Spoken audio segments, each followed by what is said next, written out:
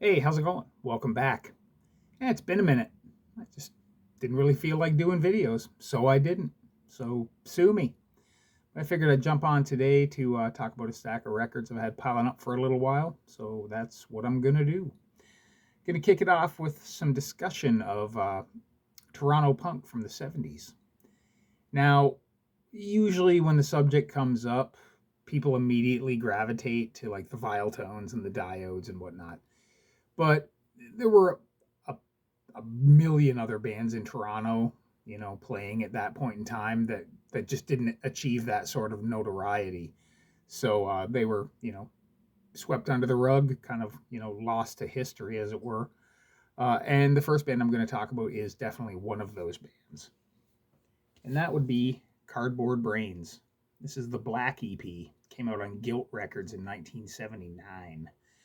Um, I could see why a lot of early punks weren't, overly jazzed with this band. Uh, they lack the animalistic nature of a band like the Vile Tones. They don't have that raw intensity really. Um, by today's standards, they would be firmly entrenched in like the post punk genre, I suppose. Um, Not nearly quirky or weird enough to be considered new wave in my opinion, but they definitely, in my opinion, have more in common with a band like Echo and the Bunnymen than they do with a band like the Vile Tones. Um, i- Much more musically competent than a lot of their peers. They could write and arrange songs very well and very interestingly. The vocals are very croony, like almost in like a not as melodramatic as like Jim Morrison, but kind of in that ballpark. Although not as sucky as Jim Morrison, in my opinion. But by and large, they're just an interesting band that you know just somehow got affiliated with the punk scene in Toronto in the late '70s because genres and styles, being defined, wasn't really a thing back then. At least not as much as it is now. So yeah, Cardboard Brains. I've had their 7 inch, the white EP. I've had it for years, but I've never actually seen a copy of this before I picked this up. So I definitely wanted to grab it, and it's not a disappointment at all. It's very good. Yeah, Cardboard Brains, the Black EP. Now we're going to 1985, Montreal. Um, this band, anytime you see them mentioned, the first comment that you're going to get from almost anybody that's familiar with them is underrated. They're largely considered kind of one of the lost greats, but they're also almost universally considered to be underrated. And that's the Nils. This is Sellout Young, like I said, 1985, band from Montreal. It's on Psyche Industry. Um, it started in 1978 by a guy named Alex Saraya, or Saria. I'm not sure how you pronounce it. He was 12 at the time.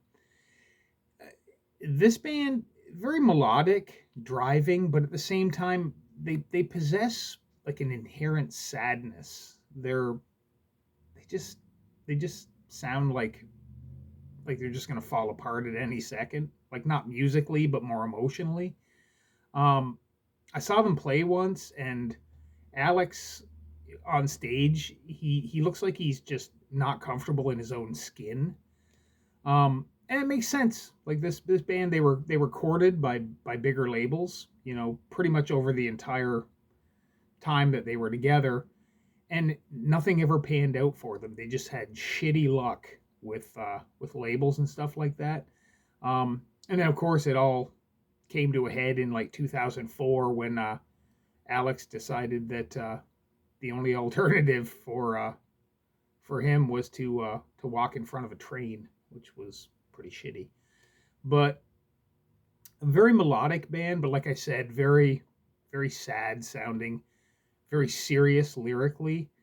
Um, I can see where bands like the Doughboys would have been, you know, influenced by this band, without question. Very very good. Musically, very good. Uh, the first time I heard them was on a comp. It was a song called Scratches and Needles. I never liked that song, so I kind of ignored this band, but I'm glad I checked out. I went a little deeper and checked their stuff out, and I saw them live, so that kind of helped as well. But yeah, a great band. They just had a rough go of it during their tenure.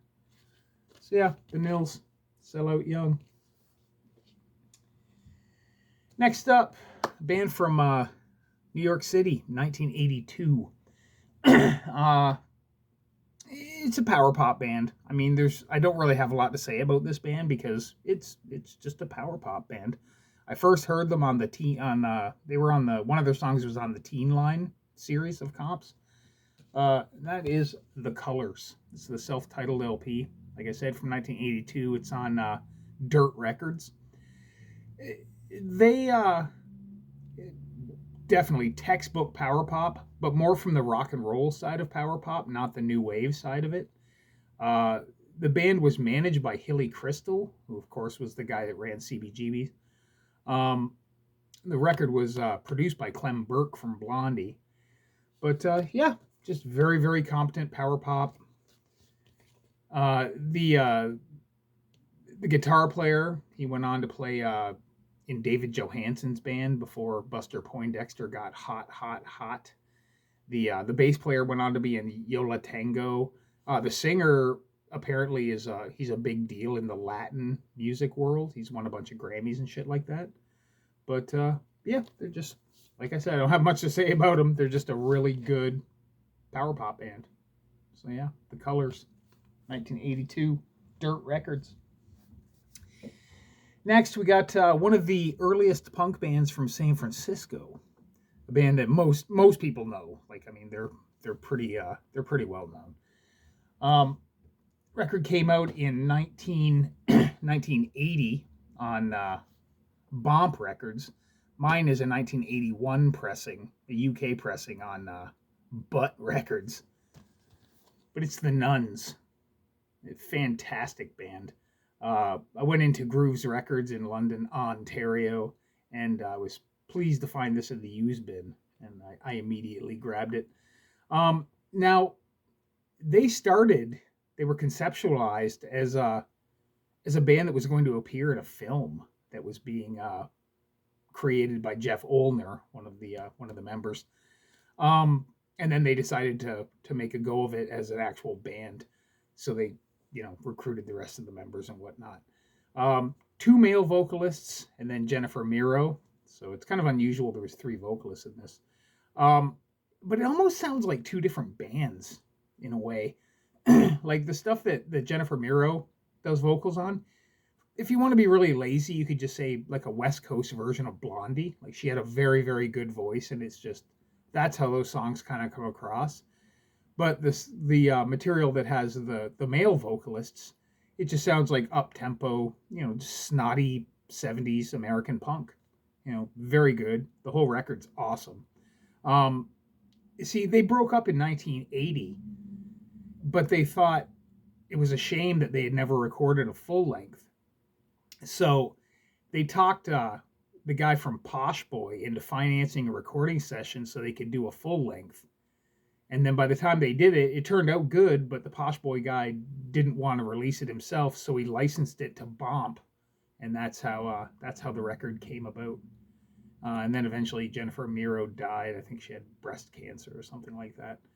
But yeah, the Nuns. I'd never owned this before. I always kind of wanted it, but I just never saw it, and so it was a pleasant surprise to see it in the used bin. Yeah, the Nuns. Now, also from that same trip to the record store, same used bin, I got this, a split LP. It's on Clone Records from 1977. It's the Bizarros and the Rubber City Rebels from Akron. Obviously, both of them are from Akron, Ohio. The Bizarros, considered without a doubt one of the best known kind of proto punk bands from America. They actually ran Clone Records. They started it to put out their own releases, which is cool. But both bands on here, it's really just kind of oddball rock and roll. Like you listen to the Bizarros and you can hear, you can hear Lou Reed and a lot of those early New York performers, but you can also hear Bob Dylan and shit like that. But it doesn't ruin it. Like I'm not a Bob Dylan guy at all, but you can definitely tell that it's in there somewhere. And then the Rubber City Rebels, they were friends of, like, Devo and the Dead Boys and those bands, so they played with them a lot when they were in Akron, Ohio. They eventually moved to Los Angeles and became more of a power pop band. Like on this, they're still kind of an oddball rock and roll band, but when they moved to LA, they became more power pop, and that's more what they're known for. That's what I first heard them. They were definitely, it was their later stuff. It was way more power pop. But they became friends with that band, the Knack. My Bologna. But Doug Feiger, who was the singer of the Knack, he got them, a meeting with Capitol Records, and they ended up getting signed. Doug Feiger, of course, is the brother of Jeffrey Feiger, who was the lawyer of Dr. Jack Kevorkian. But anyways, they got a record deal with Capitol, and then they released a record, and it just didn't go anywhere, and they just kind of fizzled out. But yeah, it's one of those bands that could have been bigger, but I don't know, they just didn't have what it takes, I guess. The thing I like the most about this cover, though, incidentally, like, how much more 70s can you get than those guys? They just look like thuggish almost. But yeah, Rubber City Rebels, Bizarros, two really good bands. I was surprised to find this, but glad I did. Now we're going to some hardcore. This is from 1985 on Schmegma Records. It's a band from Bridgeport, Connecticut. 76% Uncertain. Nothing But Love Songs LP. I had heard this band before. First time I ever heard them, they were on one of those Flipside vinyl fanzine compilations. The song Critic, which is also on this. It's just competently played, up-tempo, mid-80s hardcore. Almost has kind of the melodic straight edge feel to it. Members of this band were previously in CIA and Reflex from Pain. CIA awesome, Reflex from Pain kind of average, but yeah, there's a lot of cool, like, guitar accents in the guys playing. They're just a solid hardcore band that I never really bothered with too much. I'd heard that one song on the comp, and I just never really bothered with them otherwise. But yeah, I might seek out their other stuff now because this is actually really good. So yeah, 76% Uncertain, Nothing But Love Songs. Bridgeport, Connecticut, Schmegma Records, 1985. Now we go to 1987, a band from Charleston, South Carolina. Another band I had heard on compilations, but I never heard the LP. A friend of mine did an online auction for a friend of his that was selling his collection. I picked this up. Cover's a little beat up, but it's a good record. It's Fear Itself, Till Death Do Us Part. It's on KML Records, which came out of Pensacola, Florida. But like I said, the band was from Charleston, South Carolina. They would fit in with bands like, Septic Death, like the kind of harder, crazier mid-80s hardcore bands. But they're not as, like, wacky and out there as a band like Septic Death, but they're faster than most. They get really scratchy production. They're just a lot more raw and noisy than a lot of the mid-80s hardcore bands. And it's pretty good. Kind of covers, like, been, like, folded over here and stuff, but doesn't turn up much, especially not up here, so I figured I'd pick it up. Yeah, Fear Itself. Now we go to Italy, a band that I was familiar with. I've just never owned this record, so it was in the same auction as the Fear Itself record, so I decided to pick it up. It's Upset Noise. It's called Nothing More to Be Said. It's on Hageland Records, Hageland. and it's from 1987. Now, this is this is good, but under different circumstances, I would like it better.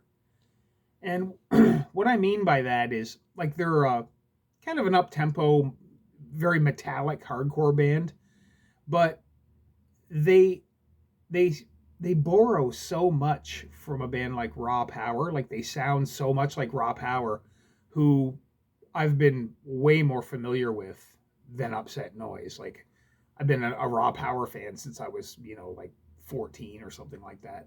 But they just they just sound so much like Raw Power, like they're trying to be Raw Power. I mean, even right down to the artwork style of the records. These guys on this record, at least, are more purposely crossover sounding. Like they're definitely going to more of an actual metal direction than Raw Power. The vocals aren't nearly as frantic and gnarly as Raw Power vocals, but there's just such a comparison to Raw Power with this band that it kind of makes it a little bit off-putting for me. But I mean, Italian hardcore by and large is, well, most of it that I've heard is really really good. But I if this band stood out a little more and kind of had their own identity, that didn't include Raw Power, I would probably like them more. Or if I heard them before I heard Raw Power, I would probably like them more. But as it stands now, it's an okay record. All right, I got two more records to go. They're both metal records. I haven't done a lot about metal in a while, but this one's from 1982. It's on BMR Records. It's a band from Rotterdam over in the Netherlands. We have a lot of. There's a Facebook group here that it's like vinyl geeks kind of thing. They have a lot of pop-up sales, and we've had a bunch in my town in the last little while, so it's cool. But and they're all located really close to me, so it's like walking distance. But I went to one. I saw this record, and it was mainly the cover that appealed to me because I thought it was funny, and I had never heard of the band, but I'm not a real, I'm not an expert on Dutch metal, especially like early '80s Dutch metal. But yeah, 1982. It's Impact. Never Too Young to Rock. Flimsiest fucking cover ever. Things just beat to shit. But that image made me laugh. Now, after listening to this, it's definitely way more hard rock than metal. Like they do rev it up a little bit, and it'll kind of get to the level of maybe like a new wave of British heavy metal kind of level. Vocalist at times reminds me a little bit of David Lee Roth, but when he tries to do the screams, they're very flat. So yeah, I don't know. It's not great, but it's definitely got its campy value just for that cover alone. And the one song is the hell is it? ROD. The opening song stands for fucking Rock On Delivery, which is hilarious. But I don't know if I'm gonna seek out their entire catalog, but this thing was super cheap and the cover made me laugh, so I guess Impact's a bit of a hit in that sense, but can't see myself listening to it a whole lot. And lastly, we got one that's got an odd backstory. I was watching a video that the Metal Theologian posted, and all of you are definitely subscribed to him. If you're not, you definitely need to, because it's great. Like, he's one of the best metal channels out there, if not the. But he showed this record, and I'd never heard of it. It's a Private Press metal record from like 1984. And he showed it, and it just looked like something that was up my alley. Like if I saw this in a record store and knew nothing about it, I would probably buy it. And that's Sinister Angel. It's a self-titled 12-inch. And he showed it, and it kind of piqued my curiosity because I had never heard of it. It's, like I said, Private Press, self-released by the band, 1984. The band was apparently from Atlanta. They eventually moved to Los Angeles. But I mean, it's exactly what you would expect from a 1984 Private Press metal record. It's almost got kind of an early like power metal thing at times. There's some kind of long instrumental stretches to it, which it's okay. But yeah, I mean, it's not bad. It's a good record. I just thought it was weird because he showed it, and the very next day I went to a pop up record show at a local brewery, and one of the vendors who I'm friendly with, he said that he had a couple records that kind of, you know, were up my alley, or so he thought. And he pulled them out, and the fucking one on top was Sinister Angel. I was like, what are the odds of that? That is ridiculous. You know, like, never heard of it before, saw it the night before, and here I am. It's kind of a pricey record, like not super crazy, but kind of pricey. But he, the vendor, he said that he knew damn well it wasn't for anyone else that he sold records to, and it would just sit there forever if he didn't give it to me. So he gave it to me like super cheap, and I couldn't be happier. But yeah, Sinister Angel, self-titled, private press, 1984 metal. So yeah, get that into you. All right, sorry for blabbing so long. I'm a little out of practice, but that's what I got. So thanks for watching. Cheers.